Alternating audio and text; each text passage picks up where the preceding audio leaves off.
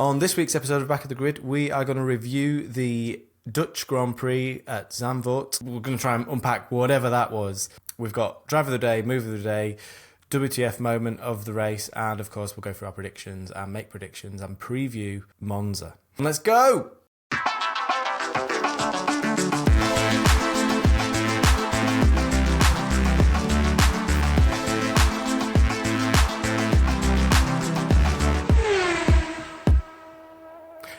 Hello and welcome to another edition of Back of the Grid, but I was just caught out by the shorter theme tune that we've adopted. I'm Stu, I'm your host this week, and I'm joined as always by Chris. I was caught out by not having the button to play the music ready and was frantically clicking to get it working. Yeah, and then disrupted my cold open as well, which was great of you. Thanks, mate. Professional as ever. No Tom again this week because Tom is off on his jollies, but he will, I believe, be back with us next week. I'm going to make that promise right now. When we review the Italian Grand Prix. But before we get to any of that, it's time to review the Dutch Grand Prix at Zandvoort, which was just, where do we Best race of the season? The most eventful race of the season, yeah. I wouldn't That's say... indisputable. I don't necessarily think, crazy weather equals great race. It equals frenetic race and crazy race and what, but does that necessarily constitute a great race? I don't know, but lots happened. There's loads and loads and loads and loads to unpack. So in that regard, it was a great race. Shall we start with? We'll start where we always start, which seems to be Max Verstappen, and as is tradition now. How imperious he is to anything the weather or the field throws at him. Yeah, he did get his 9th consecutive win, equaling Vettel's record, and F1 seem to have decided also Ascari's record now, which is fair, I think, because technically Ascari only won 7 in a row, but that's only because it was back when the Indy 500 was part of F1 and no F1 drivers actually entered the Indy 500. So Ascari did win 9 races that he entered in a row. So it was a weird technicality, but if you noticed on the graphics at the end of the race, they did actually say it was equaling Vettel and Ascari's record, which I think is fair. You say decided, I say realised their own.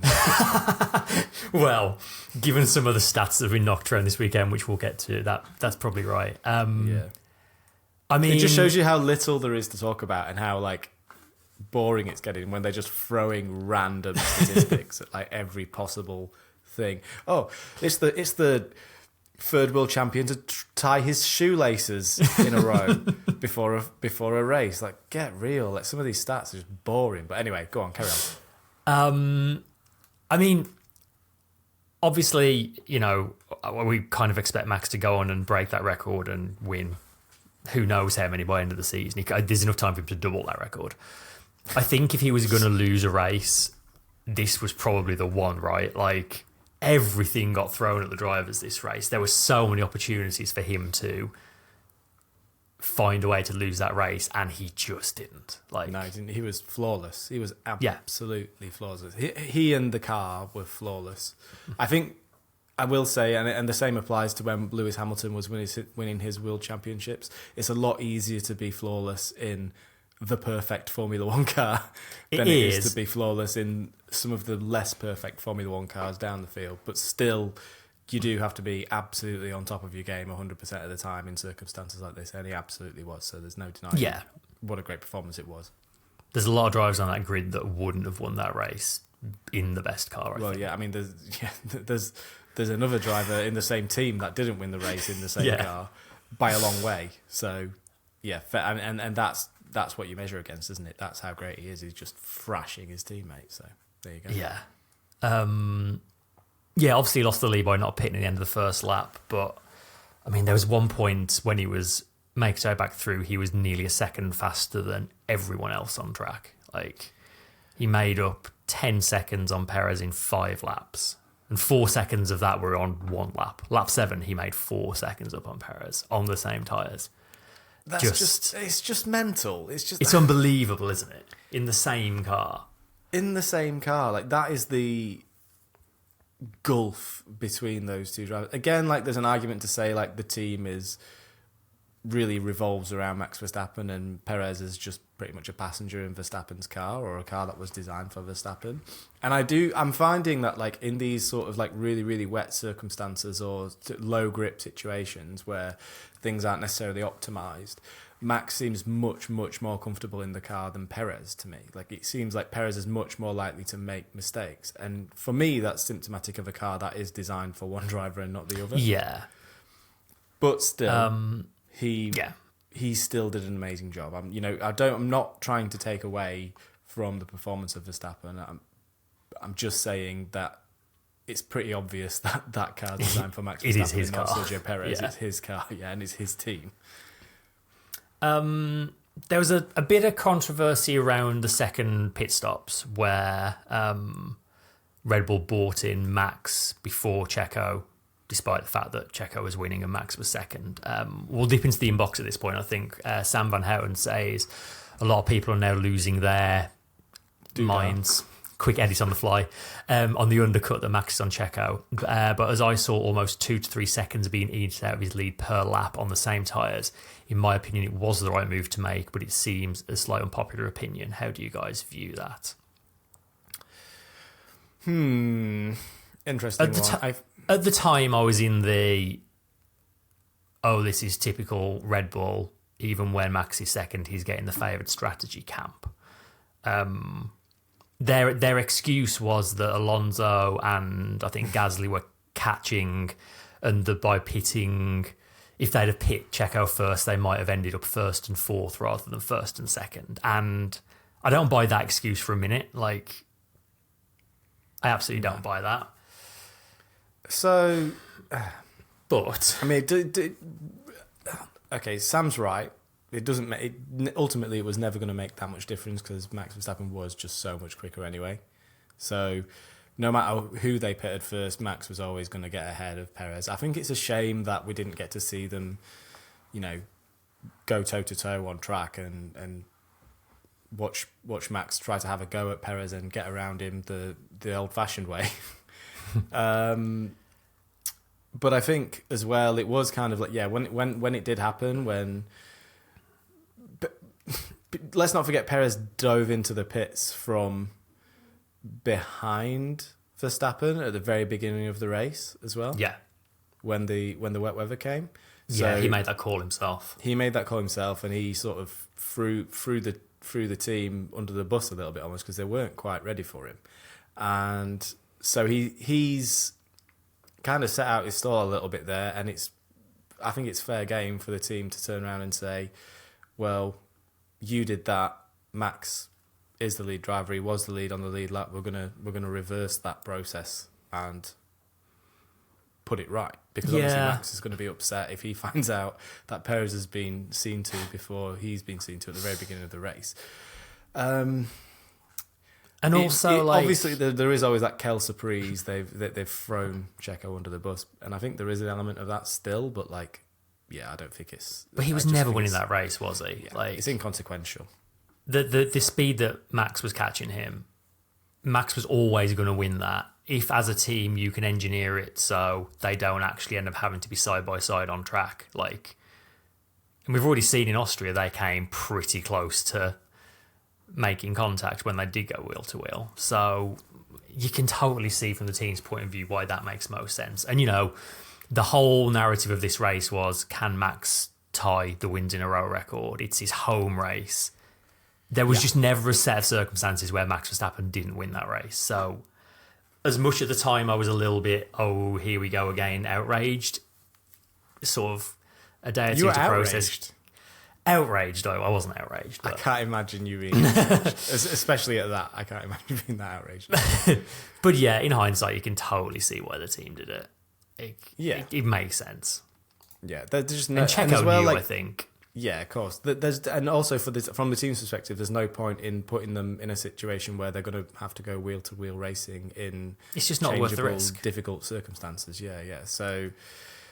As a team, they managed the situation as best they could, and it worked well for the team, and they got the result that they wanted in the end. Yeah, exactly. quick little max stat before we move on. He's now led more laps this season than he did all of last season.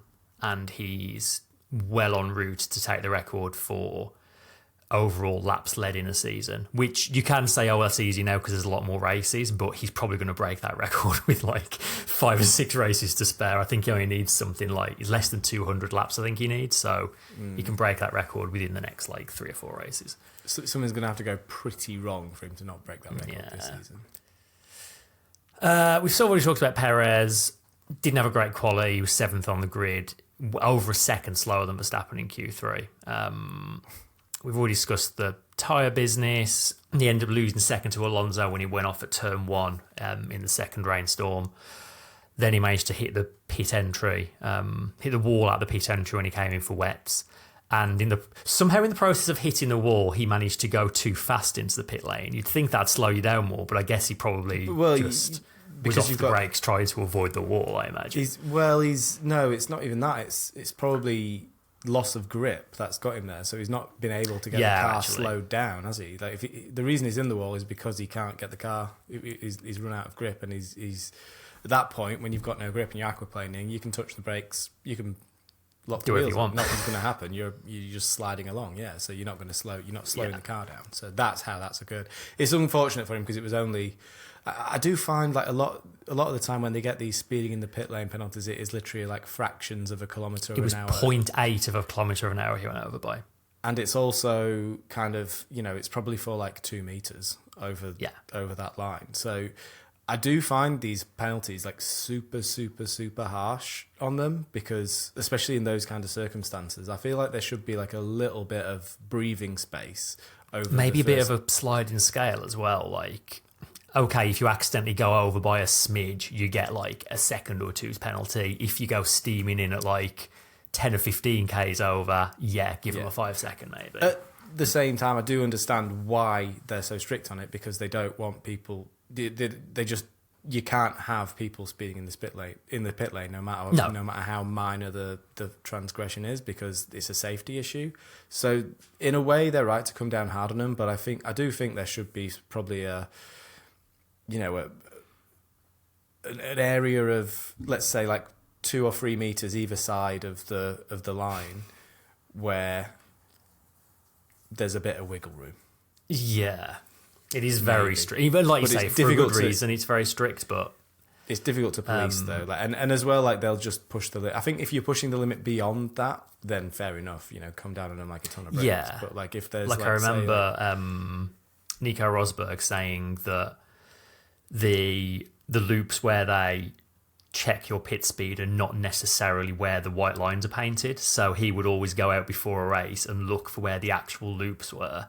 And sometimes it meant he could brake like a metre or 2 later into the pit lane. Like that's how close these drivers are pushing it. So yeah, well, that's smart, isn't it? I mean, they're probably all at that. They're probably all doing that. It's marginal gains, isn't it? That can be the difference of a tenth or 2 tenths in a really, really tight race, especially in Formula One, especially in that midfield. 1 or 2 tenths in a pit stop can make a big difference to your race. If you're not being held up, then that's going to move you forward ultimately by the end of the race. So it's all time that adds up, isn't it? In Perez's case, he got it wrong. It ended up costing him 5 seconds and a podium in the process. I will say, it wasn't a great weekend for Perez. This is probably, if you think about the sort of tracks where Perez does well, like traction zones onto big straights, big braking zones, slow speed corners, Zandvoort is pretty much the complete opposite of that. Like, if you were to design a track to not suit Sergio Perez, it would probably be this. So I'm sure that played a part of it, but still not a great weekend for him. Yeah. I mean, no one was expecting Sergio Perez to go to Zandvoort and set the world on fire. No. Really. That certainly wasn't a storyline that we looked into. I think he's gotten a little bit lucky to end up where he, even though he missed out on the podium, he's got a little bit lucky to end up where he did, to be honest, with the mare he had in the race and some of the crashes. Yeah. If it wasn't, I think Red Bull or Helmut Marko may have even claimed that if the red flag had not occurred, then Perez would have been out of the race because damage that he did to the car was extensive enough to sort of wreck his race. So Yeah. it shows And you he's the lucky he weekend that didn't he's go had. in like corner first because he would have been out on the spot. So Yeah. Better luck. I'll move us on. Aston Martin sort of back at the sharp end, at least in Alonso's hands anyway. They had a big upgrade package, bought a whole new floor with them, which at least at this track in these conditions seemed to work very well. Alonso got himself on the podium for the 7th time this year. He's back to within 12 points of Hamilton in the championship now, so that fight is very much still on. Yeah, that's good. That's going to be an interesting one, isn't it, to watch play out, I Yeah. think, over the second half of the season, seeing how Alonso can sort of drag this car over the remainder of the season. Probably not that much development coming to the Aston Martin for the remainder of the season now, I wouldn't have thought. Same goes for the Mercedes. I think it's going to be toe-to-toe between those two. Could get really spicy and really interesting. I'll say within 12, he's actually 12 ahead of Hamilton. That gap had gotten much closer, but he's pulled away a little bit. Great. I mean, that was just a classic Alonso drive, wasn't it? He was, at times, the quickest man on track. Just a really, really good Alonso drive and some very good overtakes, which we will get to. Yeah, he did the business. The one, early in the race around, I think it was Russell, he got, that was a mighty one, just using different areas of the track. It was almost like, turn the difficulty up kind of overtake, wasn't it? Like, when you play Formula One, and the AIs turned right down and they're just queuing up into turn one. Yeah, and you you go just around them all. It was like that. It's almost like really that through turn 3. Stroll, meanwhile, as far as I know, he had the same upgrades, but he was out in Q2. He got out qualified by both Ferraris, McLarens, and Williams. He was right at the back for a while, ended up 11th in the race. Just simply not good enough. Still, it's a drum we've been banging all season, but he's been shown up by Alonso, really, isn't he? Yeah, I think you put not any other driver on the grid, but you put most other drivers in that car on the grid, then they're going to be doing a bit more of it, I think. It's unfortunate. It is. I mean, what's the gap now? It's only 14 points now between Ferrari and Aston Martin. Yeah. That gap should be a lot bigger. It's the team you feel for as well. It's the team that are losing out on the points. It's the team whose championship is at risk. They're behind. I don't know what the result is now at the end of this race, but last time I checked, they were behind Mercedes. Aston Martin were, because the 40 behind.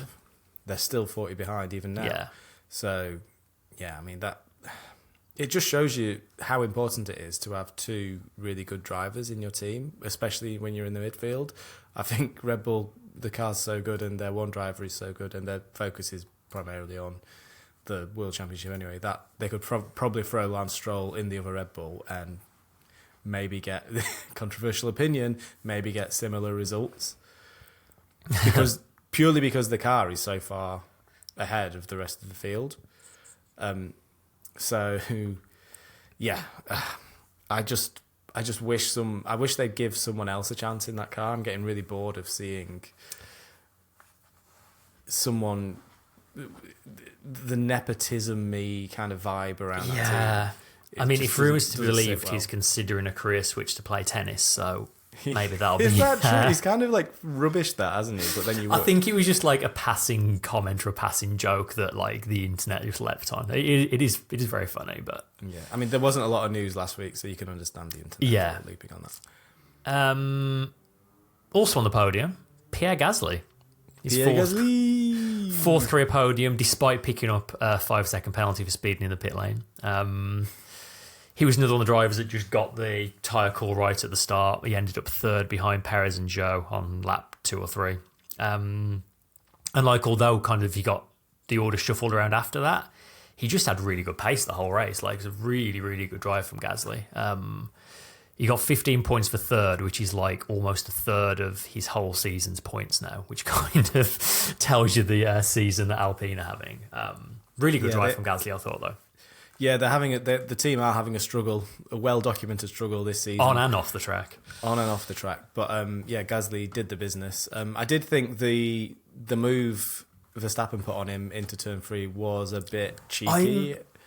I'm still yet to see a replay of that. I've only seen Verstappen's onboard that was on the broadcast, and from that, it did look Yeah, he didn't leave pretty him space. bad. He didn't leave him space. There's no doubt in my mind that he didn't leave him space. He just pushed him wide. But then part of it is, well I'd like to see Gasly's on board, because was Gasly just going wide anyway? And at that point... was he already understeering? Yeah, from Verstappen's perspective then, if he's already wide, then you can't push someone wide who's already gone off the track. So, yeah. It was a bit of a weird one. Stewards didn't feel a need to look into it, so you have to take the stewards on their word that they've seen all the footage, and they didn't see it. They didn't think there was anything in it. So, yeah, it kind of puts that one to bed a little bit, doesn't it? But yeah, great performance from Gasly. Really, really, it's nice again for the team who are struggling so much. It's nice to see them get a really good result and a podium. I don't think they were imagining they'd be seeing many of those a couple of weeks ago. So yeah, definitely really, really pleased for all the team at Alpine. Really, really good news. Good. It's a good vibe story for this race. It really is. I'm finding Gasly such a frustrating driver to watch this last season or two. Like, he has days like this where he is exceptionally good, and then the other has days where he's just like anonymous. Yeah. Like, I wish he had more of these days, because I don't know. I know he's in a tough car in a tough situation now, but like he's got them in him. It just shows you that that driver, that fast, canny, talented driver does exist inside Pierre Gasly somewhere. He's just, sometimes you have to tease it out of him. Get scared sometimes. You have to just come on out, you can win the race. It's kind of like that. Who is next on the list? Ferrari. Oh dear. I thought Carlos Sainz had a great race. Despite his team. He reckoned the Ferrari was the 6th or 7th fastest car on the grid. That might be slightly exaggerating things, but the Ferrari was not a good car at that circuit. But yeah, he did really well to finish 5th, wasn't he, in the end? Very good drive from Sainz. Leclerc, where do you start with Leclerc? Like, gets into Q3 and then crashes. Yeah. Comes into the pits for his first stop, and they just haven't got tyres for him. No tyres. What was that? And this is the thing, like, Perez came in super late and kind of surprised the team, but they still just about had the tyres there for him. Leclerc did the same thing, and they're just like I know it's a tight pit lane, you can't be there. There's not space to be there with the tyres just in case. But at the same time, you've got to be... Surely when you see that first lap and the rain's coming down, you have all of the pit crew there with their hands on the tyres, ready to move at a moment's notice. And they just didn't. They were just sat around, it felt like. Well, it felt like they were looking for the tyres maybe, or something like that. Yeah. The rest of the pit crew were out there ready to receive the car, but then just no tyres. Bizarre. How does that even happen? Bizarre. Really, really. Maybe the only explanation I can come up with for that is maybe they were expecting the other car coming in, and we wouldn't have seen on the broadcast them already having the wrong tyres out and having to run back in and get another set and bring them back up, because that happened to Mercedes at Germany. Can you remember the German Grand Prix where it was absolutely hectic, similar conditions, like crazy rain, really, really bad weather. Mercedes had the wrong tyres out, had to run back in with those tyres, swap them out for the other set, and then throw those on. But it cost them loads and loads of the time. So that's the only comparison I can come up with, but we didn't see it, so it's impossible to tell. Every other driver that came at the end of lap 1 was not giving their team much notice at all, and everyone else managed it. Yeah, so also true. Yeah. But yeah, Leclerc also had a clash with Piastri, picked up floor damage, and eventually just threw the tail in for understandable reasons. Mercedes, you just mentioned. I feel like Hamilton kind of saved their blushes a little bit that race. They were pretty messy, Mercedes, this race. I mean, Russell basically said that he doesn't understand why, but they just got all the weather calls wrong. Whereas other teams seemed to think that the rain was going to last however many laps, Mercedes were adamant that it was just going to be like a lap or two and then back to dry, and they were just wrong. Russell basically went from third on the grid to last. Yeah, really, really poor effort from Mercedes there. I think it was pretty obvious straight away that you needed to be straight in for for at least intermediates. Yeah, there's the one rule in Formula One is in motor racing is be on the right tyre at the right time for the conditions. Always be on the correct tyre no matter what. And they were playing games. They played chance with it, and they lost. And they don't need to do that. Mercedes, if they didn't play chance with it, they've got a car right up there in the mix. If they get Russell in straight away, they've got a much, much better result and a much, much run to the end. They would have been in the mix, I think. It feels a bit like the pace Hamilton had throughout the race. He was really quick at times. So, yeah. It almost feels a bit like the criticism we've levelled at Mercedes in the past, where it was like, oh, strategy computer says this, so that's what we do, and not believing what you're looking at and what your drivers are saying to you. Yeah, Turkey was a prime example of that. I think 2020, maybe was that 2021 or 2021, I think. 2020 maybe. I'm not sure which. Actually, no, 2020 it was. So, yeah, it was the one Lando nearly won, wasn't it? It really did have echoes of that to the whole situation. Just not playing to the field. Yeah, in a way, and it was. It was an absolute mess. They were very, very lucky to come out with the results they got, I thought. I feel like there were times during that race where it looked like they were all at sea and all completely. lost. Hamilton had a monster drive to climb back up to 6th. Like he reckoned he had podium pace, but obviously the team just didn't put him in a position to be able to use that. I think pretty messy for.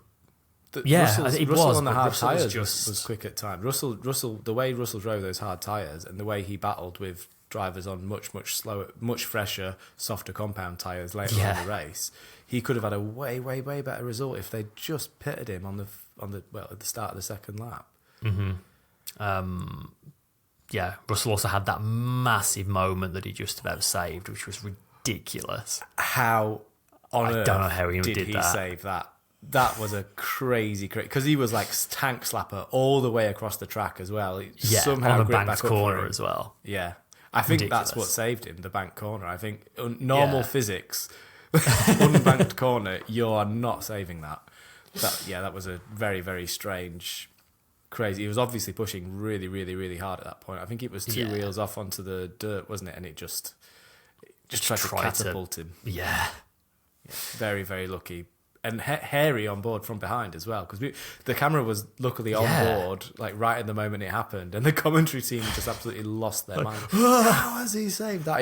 It made me jump. I was like, but very, great job saving it, and he then sort of caved and let Hamilton through a few corners later, didn't he? He thought, I don't think I'm going to fight this. For the best. He then had a bit of a coming together with Norris towards the end and picks up a puncher, which left him last on the road. That just looked racing incident-y to me. I think they went side by side, and Russell just seemed to kind of understeer a bit, but no one really made a big deal out of that incident. So I had no idea that had even happened until just now. Yeah, I mean, I'm not sure it was even replayed on the broadcast. We'll get to some of the TV direction stuff later on, but there were some choices made, but we'll get there. Yeah. McLaren kind of botched their tyre calls as well, I thought. They managed to send 2nd and 8th on the grid to 7th and 9th in the end. Norris did lead for about 7 seconds before Russell just drove past him, despite still being on the soft tyres. Yeah, they were both on dry on slick tyres in the wet at that point. Russell just, I think that was a pretty good overtake, to be honest. He found it was actually a section of track with a little bit more grip on it. He went down the inside and managed to get the job done. I think it was but it wasn't long before Perez was creeping up behind both of them and just wrecking shop on intermediate tyres at that point. Yeah, bit of a waste opportunity for McLaren that. Lost some decent points to Alpine.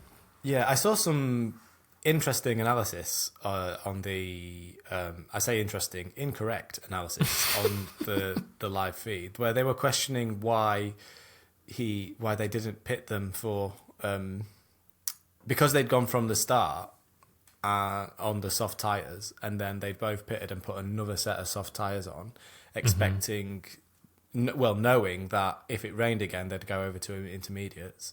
Yeah. And they've got another set of... They're probably going to have to pit again for a set of mediums. And the commentators didn't seem to realise that you have to use two different compounds of tyre at that point. So but not if you've run a wet tyre. But they hadn't run a wet tyre. Yeah, because there was that weird situation, wasn't there, where the 2 compound rule was only applying to like 3 drivers on the grid because they hadn't actually ever put the intermediates on, which was a weird state. Like that rule didn't apply to everyone at that point in time. Yeah. So they had to. I think it was questioning why they'd eventually put them onto mediums, and at that point in the race, the softs had gone, so you had to go over to mediums in order to use 2 compounds of tyre. And they were like, "Did they not see the weather? Did they not know this was going to happen?" Like, no, of course they didn't know it was going to happen. They're playing to the rule book. They know they've got to use two different compounds of tyre. They know if it doesn't rain and they go to the end on the tyres, they're going to get a massive penalty for not using wrong. Exactly. Yeah. So disqualified, I think. Yeah, I think you do get disqualified. Yeah. So. Yeah, they did what they had to do in the situation to obey the rules. They had, you don't have a crystal ball. You have to assume that it's not going to rain. So yeah. We'll move on to Williams, and I think the greatest compliment we can pay Williams is to say that an 8th place is probably a pretty disappointing result for them this weekend. Yeah, I was expecting like 4th, 5th sort of. Like when you think where they started the season, for only 1 car in the points, it only be 8th, be disappointing is like ridiculous. They had a great weekend in every other respect. It's the first time they've had both cars in Q3 since Monza 2017. Albon tied his best ever qualifying position of 4th. Obviously, the last time we did that was in a Red Bull. Here's a wild stat for you. Logan Sargent's the first American driver to qualify in the top 10 since Michael Andretti in 1993. That shows the absolute the dearth of American drivers in F1. But yeah, like in a lot of ways, Williams kind of made the same tyre mistakes as Mercedes and McLaren, but Albon just kind of, they were like, well, we've stuck to the softs now. We've knocked them in for inters. We'll just see it through. And Albon did an Albon and took those soft tyres for 44 laps. Yeah. And he was just quick. Like, whatever the conditions threw at them, he was just quick the whole race. Like, when the rain stopped, there was a time when he was the fastest man on track. Just another really good drive from Albon. He's driving so well. Yeah, he is driving great this season. It's nice to see Williams sort of. I think having Albon has kind of changed things a little bit. Williams in terms of driver lineup. I think he's the driver that is making a difference. Yeah. Sargent, he's quietly having an okay season. I think. I felt sorry for Sargent actually this weekend. Like I think he was probably having his best weekend of the year. And I mean, it's hard to tell where he would have ended up because the strategies were so wild. But the fact that Albon only finished 8th, I doubt Sargent will have got points, but I don't think he'd have been far behind had things shaken out. But he had a hydraulic pressure failure, and that's what caused him to crash out. Didn't it? Yeah, really unfortunate for him because he was having a pretty good weekend, all things considered. Understandable, he spent the entire race under the cover in a sat in a little hut watching it play out, looking miserable as well. Yeah, but you would. But yeah, Haas. I mean, what can we say about Haas? Like normally with Haas, we say they qualified well and went backwards. This time, they didn't even qualify well and just kind of saved everyone the bother. Like I'm sure there's Haas fans out there that listen, but I'd love to have more to say about the team. I really would, but it's the same story every week. Yeah, they've signed their drivers for next season. They've got the 2 same drivers next. The driver lineup is going to be the same next year. Yeah, so that's a sensible choice. Yeah, that's the best thing probably that happened to Haas over the last week or 2. That is very true. Tauri. Alfa Romeo first. Oh, sorry, Alfa Romeo. So Alfa Romeo, interestingly, decided to split their strategies when the rain came. So Joe came in straight. He was one of the lap 1 pitters. Paid off for him. He ran second for a while. Bottas, they decided to leave out. Didn't pay off for him. But I thought interesting it for a team in Alfa Romeo's kind of position to just commit to splitting the strategy like that. Probably a smart choice. Very smart choice. But the worst thing that happened to them was it stopped raining, because as soon as it was dry, they just didn't have any pace. It was at the period when it was raining and Zhou was running in the top 3. I thought he was doing a really solid job. He was like picking his fights well. He was keeping it on the island like pretty solid.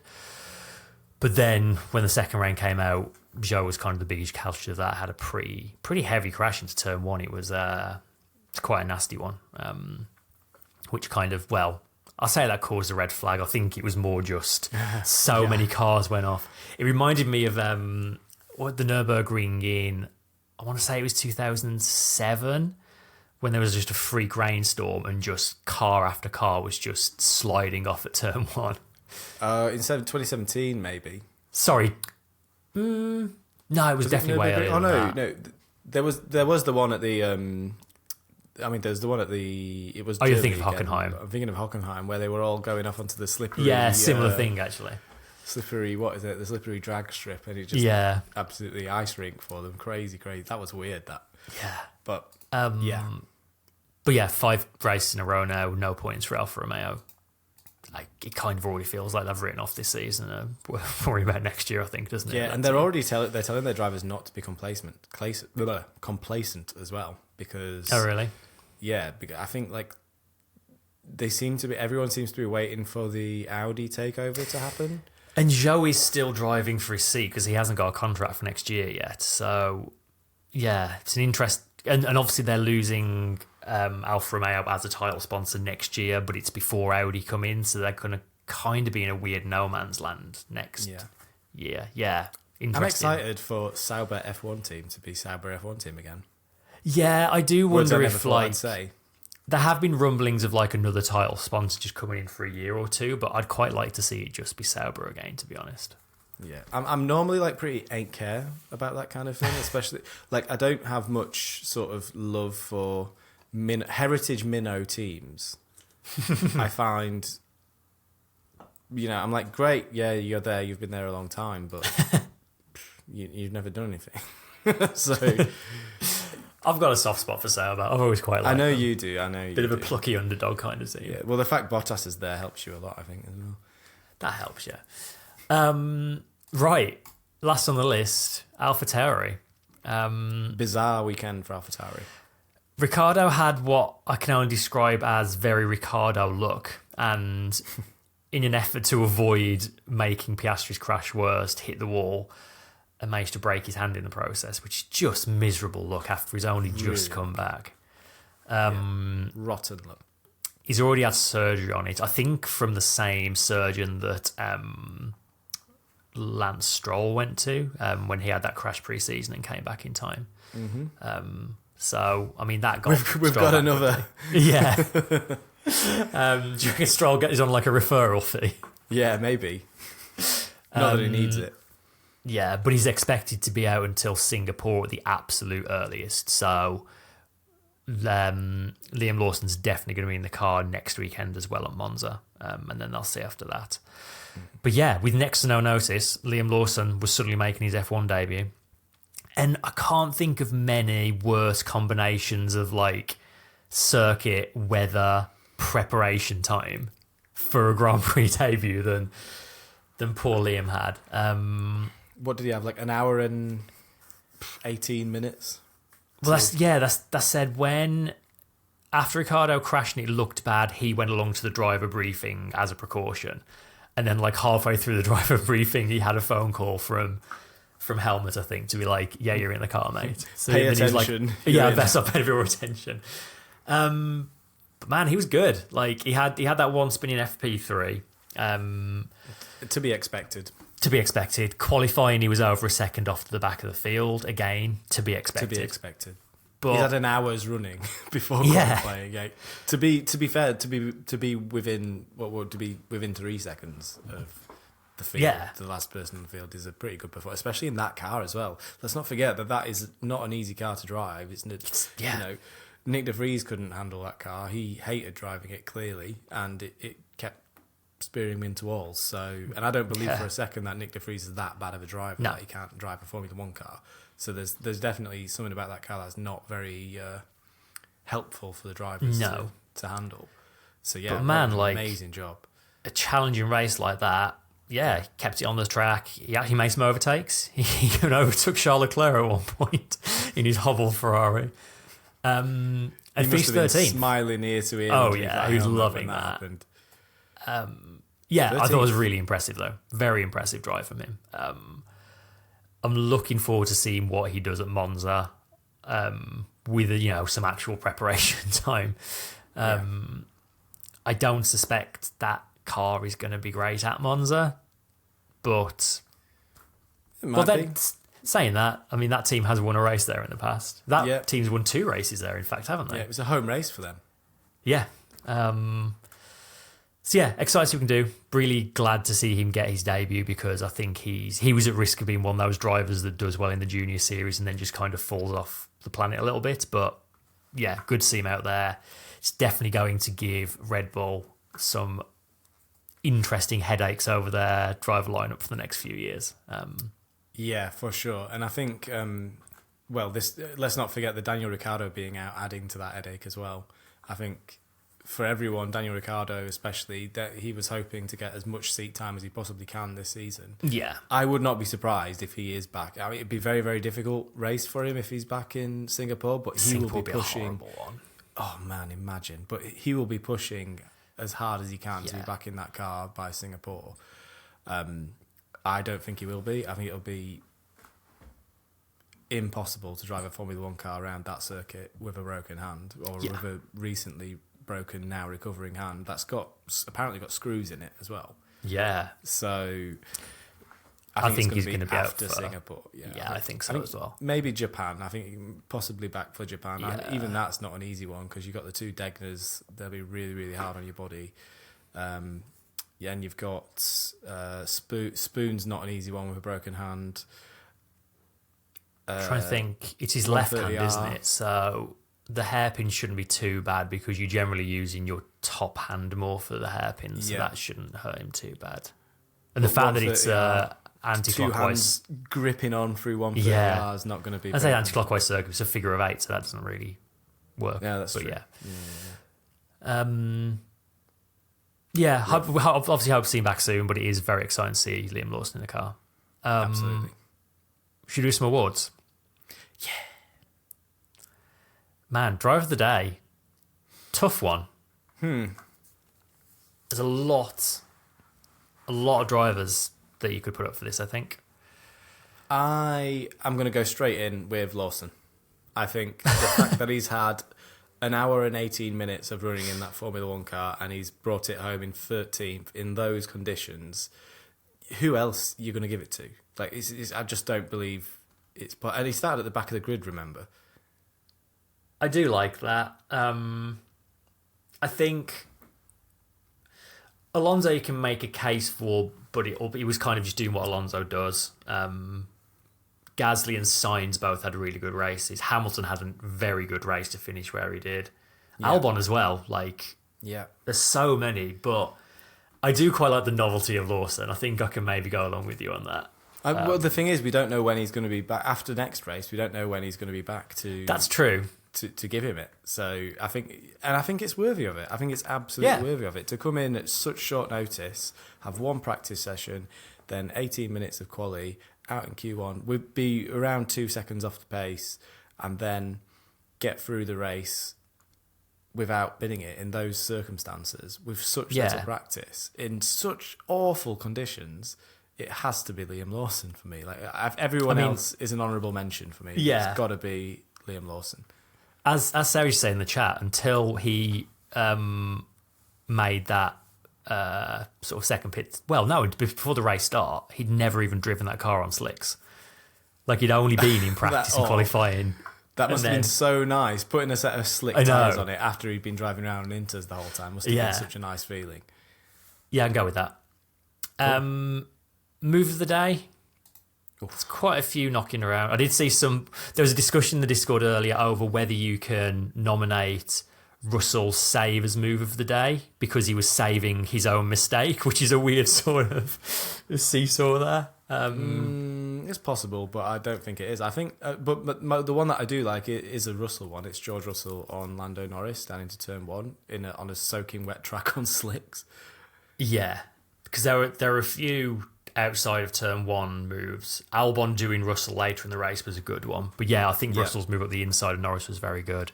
Yeah, the thing I like about the Russell Norris one is they were on the same compound of tyre, the same age. Yeah. It was really early in the race. Similar pace cars as well. Yeah, the Albon on Russell one. Russell is on ancient hard tyres. Actually, yeah, that's true. And Albon is on brand new soft tyres, I believe. So there's not much comparison there in terms of tyre wear. You know, the Williams was always going to be the quicker car through that corner under those circumstances. Who else we got? There were Alonso down the inside of Russell into turn 3 was a good one. Russell and Albon in one corner on the opening lap. He did both of them. Did he do both of them in one lap? Yeah. Bottas's start. Bottas had an almighty start. Yes, he did. That was really, really good to see. He overtook half the field, it looked like. He absolutely nailed the start and just kept it together. And then obviously everyone dived into the pits. He stayed out and lost out. That was the end of his race. The result. But still, like, a mighty drive up until lap 2. I find it hard to look past that Alonso dive up the inside of turn 3. That's such a good corner. It's such a cleverly designed corner. Yeah, multiple lines through it. All it's fantastic. On the exit. Very, very good corner. I like it too. Yeah. Alonso? I can go for Alonso. I'll allow Alonso to happen. Right, which brings us on to... Honestly, what the f*** are we doing here? This is without a doubt the longest list of nominations for this we've ever had. Easy peasy. And I don't even think I've got them all. Yeah. Go on. So go. Let's go through them. The in-race ones we've kind of already talked about. Ferrari just not having tyres ready for a pit stop. Checo crashing in the pit entry. Tame. We could talk about McLaren Mercedes strategy, but again, tame, pretty dull. Now we get into the ridiculous stuff. So F1 decided to share a stat on Alonso because he's now the driver that's had the biggest gap between their first ever podium and their most recent podium, and they just counted the number of days wrong. There's literally websites where you can put in 2 dates and it tells you the number of days. And they were like, oh yeah, it's been 7,399 days between his first and last podium. And it's not. It's 7,462. Who knows how they got that so wrong? Okay. Tame, interesting, and boring at the same time, but that's fine. All of the above. Fine. Okay. Another kind of tame and boring, but also just stupid one is... when the FIA published the document to say Liam Lawson was going to be on the grid, they obviously copy-pasted from an old document and didn't change all the names, so it said that he was going to be using Alex Albon's engine and gearbox. Just come on, guys. Give me strength. Pinnacle of motorsport. All right, some spicier ones. Gasly being on the podium and all the graphics saying Ocon, I didn't see that. Did you not see that? No. Yeah, all the LEDs underneath the podium just said Ocon. Races like this, they've been on for so long that by the time, you've had 45 minutes of red flag, you've had safety cars and whatnot, I'm out. I don't work there anymore, man. Once I've seen the action, I'm like, right, that's it. I'm done. I need to enjoy the rest of my weekend now.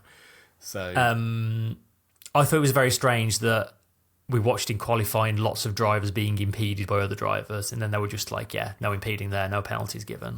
Really? Yeah, that was dumb. Then I think the most egregious ones from the TV point of view, spending... These are the ones that I'm interested in. Spending probably the best part of 2 laps showing replays of the start while there was still just the most exciting opening stint to a race I've seen in years. Yeah. And we'll just cut some full screen replays. That's why you need F1 TV. The reason they do it is because I'm convinced the reason they're doing this is because they want you to go and buy F1 TV, where you get a picture-in-picture so you can still watch the race unfolding. So if you're watching on Sky, you don't get that. You just get what the world feed gives you. Mm-hmm. But yeah, you get the second window with the actual live race going on in a smaller window. I would rather the replays were the other way around, the smaller window, and the action being on the big window. But still, It is really, really obnoxious of them.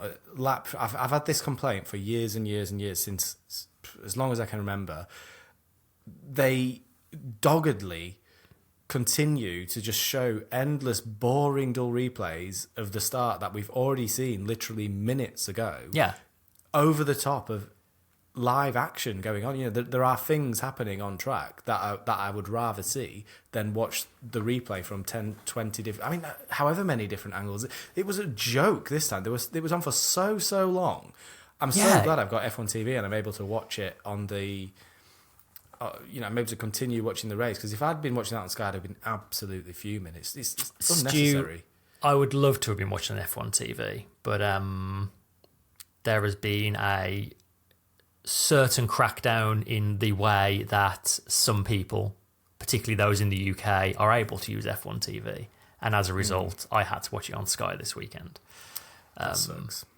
That does suck. And at the end as well, as they always do, they cut to Max crossing the line to win the race and cut away from a couple of really close battles on the last lap. Like Hamilton and Norris were less than a tenth apart of the line. And we just didn't see it because they have to have their shot on soundbite of Max winning the race. Again, very frustrating.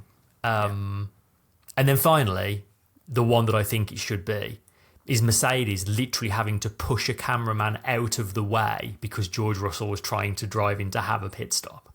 Yeah. Like, come on. What was that? That one takes the cake. I think that one's the best one because, like, not only is it ridiculous, that mental that someone stood in the way of a car trying to pit regardless of what team it is, but the safety implications there are just absolutely out of this world. Literally being impeded by fun. That's what the team is. Whatever team you're a fan of, whatever team it's happening to, how upset would you be if you've got a cameraman stood in the way of your pit box stopping you getting into the pits? It's ridiculous. It's mental. It's absolutely mental. And it was so obvious that it happened. They're really strict about who is allowed in the pit lane during live sessions. And if you are one of those people, you have to be so switched on to what is going on. And I'm not going to come down on a particular cameraman here. I'm not going to point the finger at any individual. He was in the wrong place at the wrong time, but he also should have probably had someone should have. They've all got someone in their ear. They work as a team, and that person should have had all the information they needed to not be in the way. Absolutely. It's not down to one person. It's down to the team to manage that situation properly. And it was a situation very, very dangerously and very, very badly handled. And you hate to see it. It's what we do occasionally get weird stuff like this coming up on in Formula One races. We had one. I remember was it Monaco one year? There was a top down shot of like a marshal running across the track when cars were going through. He ran basically weaved between two cars. It was absolutely insane. Stuff like that is just because there's no excuse for it. There's absolutely no excuse for it. No, because there's a number of years ago, Mark Webber left his pit box and one of his wheels wasn't on properly and came off and bounced down the pit lane and he actually hit a cameraman. Yeah. And that was like one of the moments where they were like, there's way too many people in this pit lane. We need to be very strict about who gets to go in. Yeah. And for good reason, because there are examples of these things happening. Yeah. So, as well, like in changeable conditions, in bad weather, it's even more important because imagine this is the worst case scenario, right? Imagine in those conditions, Russell's coming in on slick tyres. There's a cameraman stood in the way, comes in a bit too hot and locks up the wheels. Yeah, and then suddenly there's a cameraman wedged between two cars. Nothing he could do. That's a catastrophe. That would have been an absolute disaster for Formula One. And worse, the cameras were on it at the time as well. It was that cameraman's camera that we were looking for. Yeah. Because, in a way, it was kind of funny to be watching it unfold from the cameraman's point of view. And you could, feel from the camera him being just dragged out of the way. But, could have been so bad. It could have been really, really, really, really bad. It would have been on live TV. Awful live TV. It doesn't bear thinking about. And not good. They need to sort that out because that pit lane scares me, honestly. It's just too tight for what it is. There's Well, I mean, a lot of the pit lanes are really, really tight. That's the thing. It's just- this it's one's Formula tighter than One. Monaco though. It's ridiculous.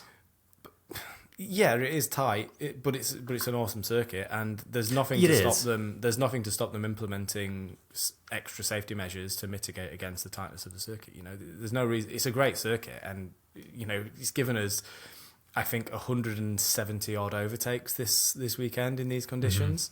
Not sure quite how that statistic is counted, but apparently it's lot. like a 700% increase in in the number of overtakes that they got last year. I don't know if you've got that stat anywhere, Chris. If you've I don't across actually. it.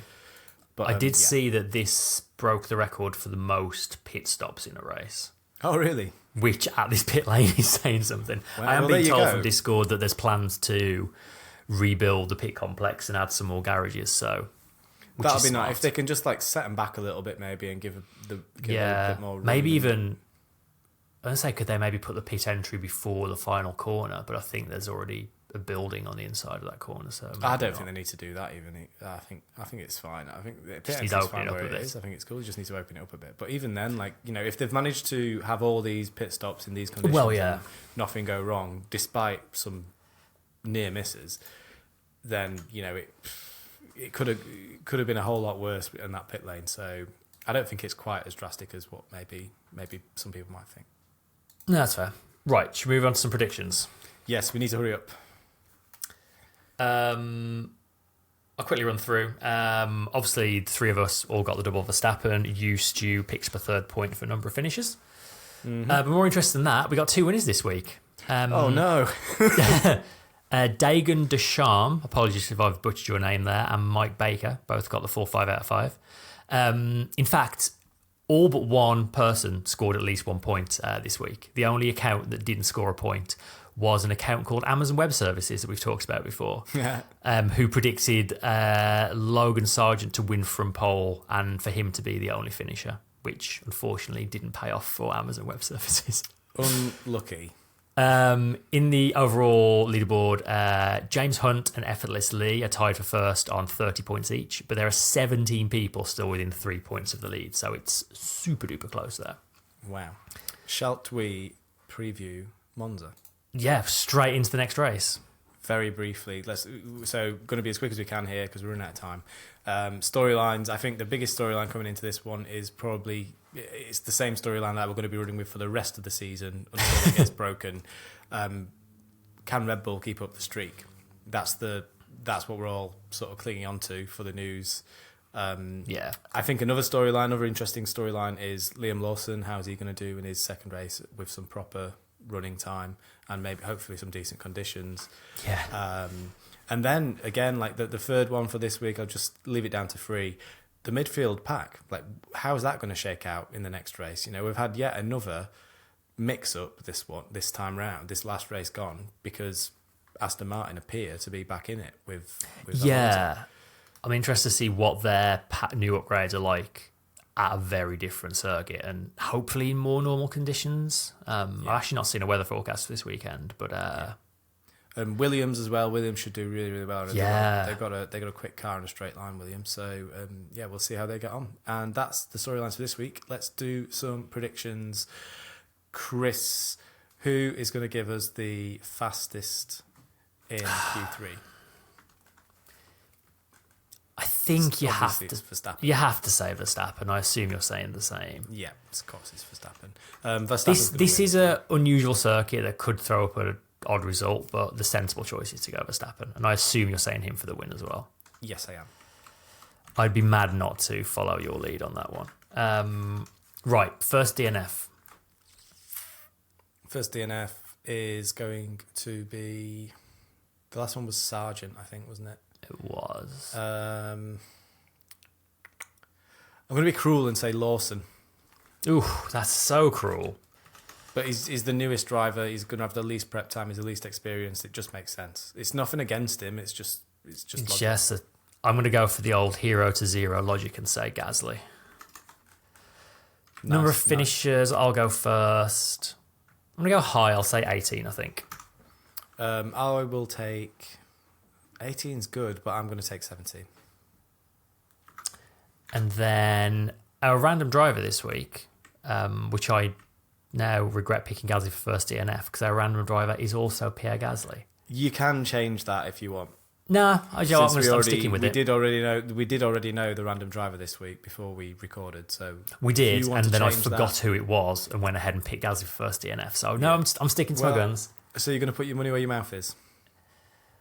Do you know what? I'm going to hedge my bets. I'm going to say Gasly is going to finish 9th. Oh, 9th, okay. He's in the Alpine straight line speeds. We're going to find out if the Alpine's got the power deficit that they claim. Actually, yeah, that's a good point. Claim that it does have. So if it does have that, then I think they're in for a struggle. I'm going to pop him down to 14th. I think I might have gone a bit higher there in retrospect, but do you know what? Here we are. We've done it. As ever, if you want to take part, backofthegrid.com, you can sign up for free. As we said earlier, there's a prize for anyone who gets 5 out of 5, so always worth taking part. Should we finish up with a little bit of inbox?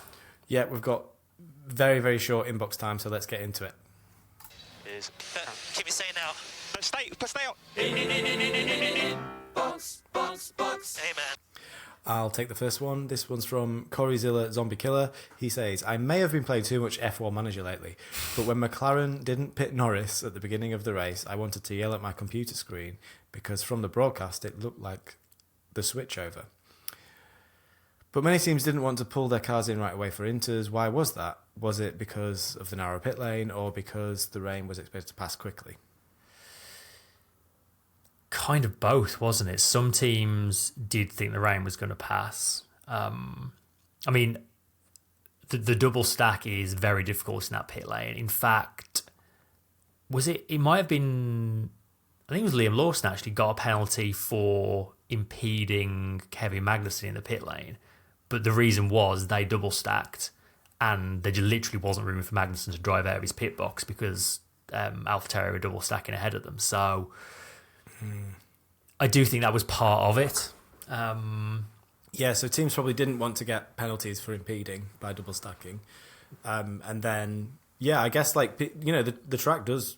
The track is capable of drying out quite quick, especially when you've got everyone running around on inters. So you can understand, I guess, some of them taking the gamble. I think Mercedes taking the gamble of staying out was ridiculous. They shouldn't have done that. They should have had Russell in straight away. Hamilton being further down, they could maybe have gambled him for a bit longer, and actually he had the race pace and he did a really good job recovering. So maybe they were more or less optimised. I don't know, but from that position, but because he was down in 13th or something. But I don't know what position he was by the time they got back round the track to enter the pits after lap 1. But it wasn't. I was more focused on Russell's race, and Russell should have been brought in straight away. So it was a strange one. I think maybe they were expecting it to dry out a bit quicker than it did. Next one. Next one from Jamscones. Hey man, people keep talking about drivers who are good in the rain.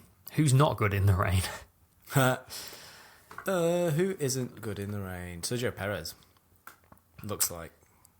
Yeah. Well, or maybe not good in this car in the rain because he has. I feel like he's had good wet races in the Force India back in the day.